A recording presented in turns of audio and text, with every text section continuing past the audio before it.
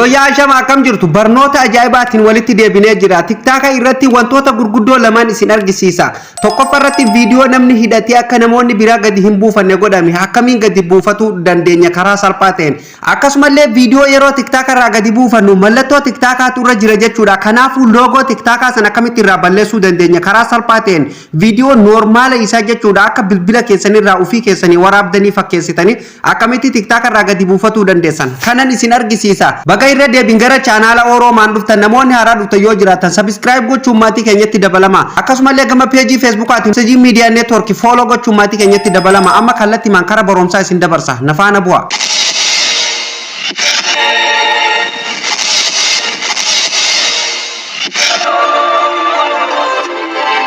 Hordoftoota kiyya kabajamoo walitti deebinee jira. TikTok irratti qabxii lama gurguddaa kan ta'een viidiyoo namni hidhatee akka gadi isin hin buufanne isin godhe haala akkamii karaa salphaa ta'een gadi buufatuu dandeessan. Akkasumallee viidiyoo qulqulluu akkamitti TikTok irraa gadi buufatuu dandeessan. Mallattoo TikTok kan hin qabne jechuudha normaal akkamiin gadi buufatuu dandeessan. Kanaaf immoo hordoftoota kiyya aappii tokko isin barbaachisa jechuudha. Aappii kana eessaa akka buufattan viidiyoo gara dhumarratti kan isinitti himu ta'a. Orjinaala isaa bakka nan buufadhaa jedhee buufatuu qabdanii jechuudha hordoftoota kiyya. Bakka biraatti yoo buufattan ani keessa hinjiru eessa akka buufattan immoo viidiyoo gara boodarratti kan waliin ilaalu ta'a jechuudha. Ani aappii kana gadi buufadhee waan an qabuuf keessa seeneetiin isin argisiisa. Aappiin kun isa iskiriin irratti argitan kana yeroo tokkoof keessa seenna. Yeroo duraatiif yeroo keessa seennu aappiin haala kanaan nu dhufa jechuudha. Waan tokkollee waan isin gaafatu hin qabu. Permission inni isin gaafatu qofa alloo gootaniituma seentanii jechuudha. Amma aappii kana already keessa seenee jira jechuudha. Haala isin argitan kana hoomiitu jira, daawunloodiitu jira, setting ka jedhutu jira jechuudha. Wanni tokko wanni biraa kan keessa jiru hin jiru jechuudha. Kanaafuu viidiyoo akkamiin irraa gadi buufatuu dandeenya. Viidiyoo qulqullina qabu jechuudha kan loogoon TikTok irra hin jirre akkamitti gadi buufatuu dandeenya. Kan namni hidhee abbaan viidiyoo sanii akka namoonni biraa gadi buusanii itti fayyadamneef hidhee jiru haala akkamiin jechuudha seera isaa cabsinee gadi buufatuu dandeenya. Ka jedhuun isin argisiisa. Amma viidiyoo san TikTok keessa deemnee viidiyoo gadi nuuf hin buune san dhaqnee finnee dhufnaa jechuudha. Na eega. TikTok keessa seeneetiin jira jechuudha. TikTok kana keessa yeroo seenta fakkeenya viidiyoo kana quba kana yeroo gadi qabdan amma viidiyoo makiyya irratti isin argisiisa. Viidiyoo nama ammoo nama ilaalchisuun seeraa miti dhoowwaadha waan ta'eef jechuudha. Viidiyoo makiyya irratti isin argisiisa. Quba keessanii yeroo akkanatti gadi qabdan jechuudha hordoftoota kiyya. Amma viidiyoon kun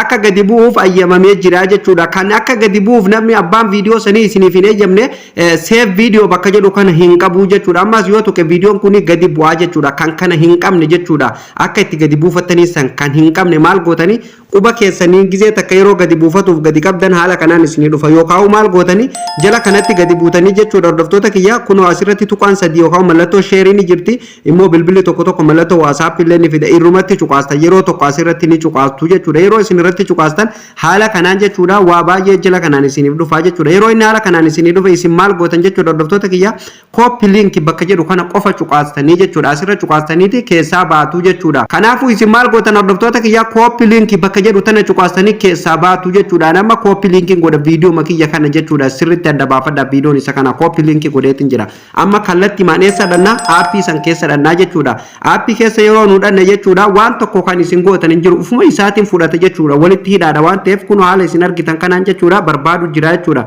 sana booda haala kanaan fuula kana qabate isiniif dhufaa jechuudha hordoftoota kiyya amma viidiyoo sun karree fuusanii hubadhaan achitti copy link qofan godha asirratti wanni tokko kan nu goonu amma asirratti waa lama nuuf kenna jechuudha qabxiin lamaan nuuf kennu akkuma argitan hordoftoota kiyya no watermark video watermark malee buufatuu feetaan nuun jedha kunoo jalatti illee yoo dubbiftanii jiraatan jechuudha watermark video nuun jedha gubbatti immoo no watermark video jedha asirratti watermark hin qabu jedha jalatti immoo watermark kan qabu jedha kanaafuu mallattoo TikTok sanirraa balleessuu barbaadan no watermark ka jedhu kana cuqaastaniituma gadi buufattu jechuudha amma akkuma argitan kanaan haala connection keetaniitu murteessaa amma connection kiyya kunoo kallattii man gadi buusee jechuudha haala isin argitan kanaan amma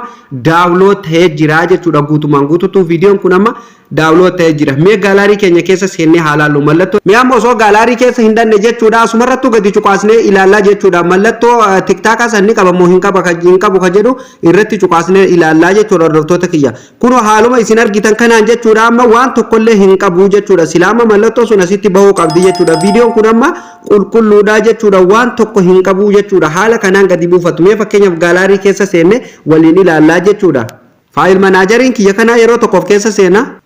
kuno video nama gabbuse isa tokkoffarraa kana jechuudha amma fakkeenyaaf kan watermark qabu inni kun amma watermark qaba jechuudha kuno amma mee akkuma argitan inni kun jechuudha haala isin argitan kana watermark qaba mallattoon tiktaaka kun irra jira jechuudha hordoftoota kiyya kan fakkeenyaaf jechuudha kan amma gadi buufne sun jechuudha isuma tokkoffarra jiru kana jechuudha kuno haala isin argitan kanaan mee fakkeenyaaf irratti cuqaaseen isin argisiisa jechuudha isa kana kuno haala isin argitan kanaan jechuudha hordoftoota kiyya waan tokkollee hin qabu jechuudha kuno amma mallattoo ma tokkoyyuu wanni irra jira tokkollee hin jirtu jechuudha haala isin argitan kanaan haala kanaan viidiyoo qulqullina qabu gadi buufatu ni dandeessu jechuudha hordoftoota kiyya isiniif asirratti adda baafadhaa jechuudha mee yeroo tokko irra deebiin isin argisiisa jechuudha sirriitti akka isiniif galuu fi mallattoo sheerii tananii tuttan jechuudha viidiyoo namaa kan gadi isiniif buudide sana booda copy link bakka jettu tananii cuqaastanii sana booda maal gootu jechuudha kallatti maan jechuudha aappii san keessa ni deemtu jechuudha sana booda jechuudha aappiin ufuma isaatiin jechuudha haala kanaan barbaade isiniif gadi buusa jechuudha yeroo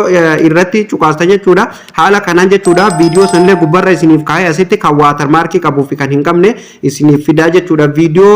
mallattoo tiktaakaatiin malee yoo gadi buufatu feetan isuma tokkoffaarratti gadi buufatu mallattoo tiktaakaa walii yoo buufatu feetanillee kan jalaa kanarratti cuqaastanii jechuudha gadi buufatuu dandeessanii jechuudha haala kanaan gaa hordoftoota kiyyaa viidiyoo quality olaanaa qabu jechuudha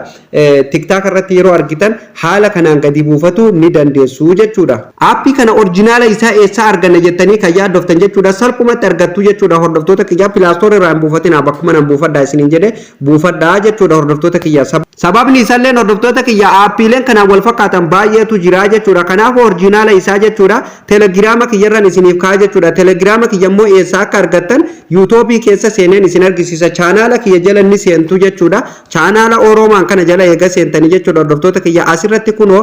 qastiin argattan oroomaan tajettu tana yookaan asirratti facebook.com tajettu tana yeroo isin irratti cuqaastan jechuudha haala kanaan jechuudha gama gadii kanatti social media kiyya isiniif fidaa jechuudha telegiraam bakka jettu kanarratti cuqaastanii jechuudha kallatti maan jechuudha telegiraama kiyyarra isin keessaa aappii orjinaala isaa achirran isiniif kaa liinkii isaati achirraa dhaxxanii buufatu ni dandeessu jechuudha hordoftoota kiyya namoonni tokko tokko liinkiin kun nu hin geessu kan jettanillee ni jirtan jechuudha kanaafuu maal gootu telegiraama keessa seentaniituma sarchii gubbaa kanarratti jechuudha maqaa kiyya maqaa nama iskiriin irratti isiniif barreesse maqaa telegiraama kiyya kan iskiriin irratti argitan kana jechuudha achirratti barreessitanii sarchii yoo gootan kallatti maan isiniif ol baya